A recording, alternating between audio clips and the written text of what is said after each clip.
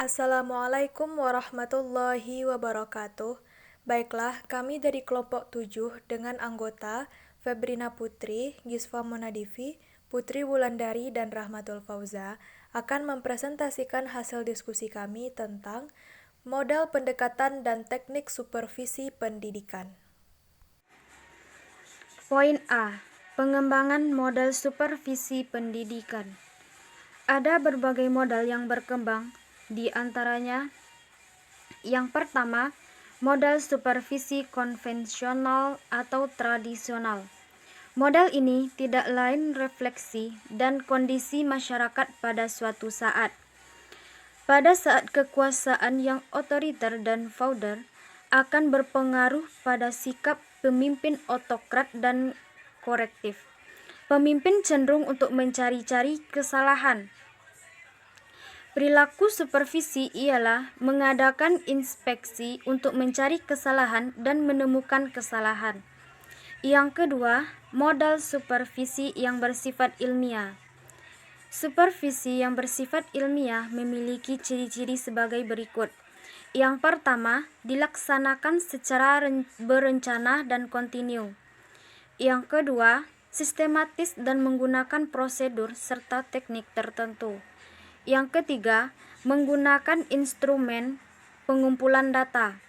Yang keempat, ada data yang objektif yang diperoleh dari keadaan yang ada. Yang ketiga, model supervisi klinis. Supervisi klinis adalah suatu proses pembimbingan dalam pendidikan yang bertujuan membantu pengembangan profesional guru dalam pengenalan mengajar melalui observasi dan analisa data secara objektif, teliti sebagai dasar untuk usaha mengubah perilaku mengajar guru. Yang keempat, model supervisi artistik. Mengajar adalah suatu pengetahuan. Mengajar itu suatu keterampilan atau skill. Tapi mengajar juga suatu kiat. Sejalan dengan tugas mengajar, supervisi juga sebagai kegiatan mendidik dapat dikatakan bahwa supervisi adalah suatu pengetahuan, suatu keterampilan, dan juga suatu kiat. Pendekatan supervisi pendidikan. Pendekatan supervisi pendidikan terbagi ke dalam 3 poin, yaitu yang pertama, pendekatan langsung atau direktif. Pendekatan direktif adalah cara pendekatan terhadap masalah yang bersifat langsung. Supervisor memberikan arahan langsung.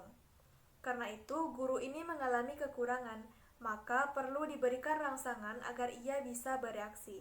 Supervisor dapat menggunakan penguatan atau hukuman.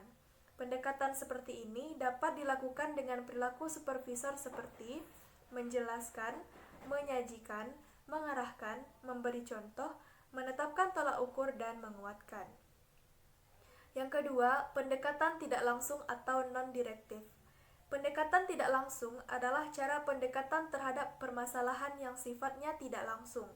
Perilaku supervisor tidak secara langsung menunjukkan permasalahan, tapi ia lebih dulu mendengarkan secara aktif apa yang dikemukakan oleh guru-guru. Ia memberikan kesempatan sebanyak mungkin kepada guru untuk mengemukakan permasalahan yang mereka alami. Pendekatan non-direktif ini berdasarkan pemahaman psikologis humanistik. Psikologis humanistik sangat menghargai orang yang akan dibantu. Oleh karena itu, guru yang dibantu begitu dihormati, maka ia lebih banyak mendengarkan permasalahan yang dihadapi guru-guru. Guru mengemukakan masalahnya, supervisor mencoba mendengarkan, memahami apa yang dialami guru-guru. Perilaku supervisor dalam pendekatan non-direktif adalah sebagai berikut: mendengarkan, memberi penguatan, menjelaskan, menyajikan, dan memecahkan masalah. Yang terakhir yaitu pendekatan kolaboratif. Pendekatan kolaboratif adalah cara pendekatan yang memadukan cara pendekatan direktif dan non-direktif menjadi cara pendekatan baru. Pada pendekatan ini, baik supervisor maupun guru bersama-sama bersepakat untuk menetapkan struktur, proses, dan kriteria dalam melaksanakan proses percakapan terhadap masalah yang dihadapi guru. Isi pendidikan terbagi menjadi 2, itu pertama teknik bersifat individual. 1. Perkunjungan ke kelas. Teknik ini memiliki 3 macam perkunjungan kelas. Yang pertama yaitu perkunjungan tanpa diberitahu. Dalam kunjungan ini, supervisor datang ke kelas secara tiba-tiba tanpa diberitahu terlebih dahulu. Yang kedua itu perkunjungan dengan cara memberitahu. Segi positif dari kunjungan ini adalah supervisor dapat merencanakan kunjungan yang sangat tepat sehingga ia mempunyai konsep pengembangan yang kontinu dan terencana. Yang ketiga itu perkunjungan atas undangan guru. Perkunjungan ini menandakan bahwa guru mempunyai usaha dan motivasi untuk mempersiapkan diri. Yang kedua itu observasi kelas.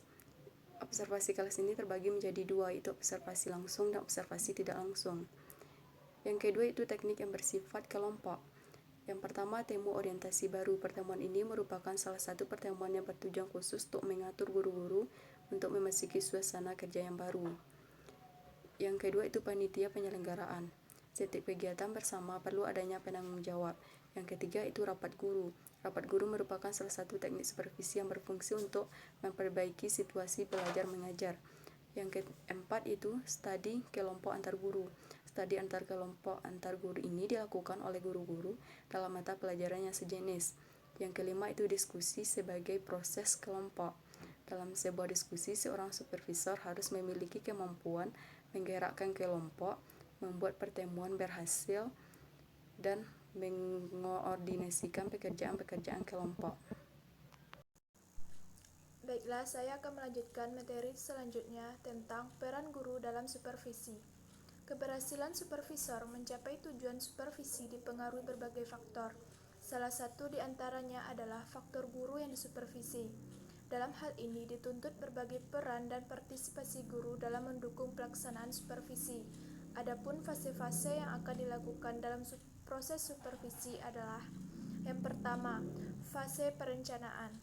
Dalam hal perencanaan ini diperlukan keterbukaan dan kesediaan guru-guru untuk memberikan data dan informasi mengenai permasalahan dan kesulitan yang mereka temui dalam melaksanakan tugasnya sebagai guru. Yang kedua, fase pelaksanaan merupakan fase kesediaan guru untuk dikunjungi atau diobservasi oleh supervisor serta ketersediaan mereka untuk melakukan dialog-dialog dengan supervisor, dan ini diperlukan ditumbuh kembangkan. Yang ketiga, fase evaluasi.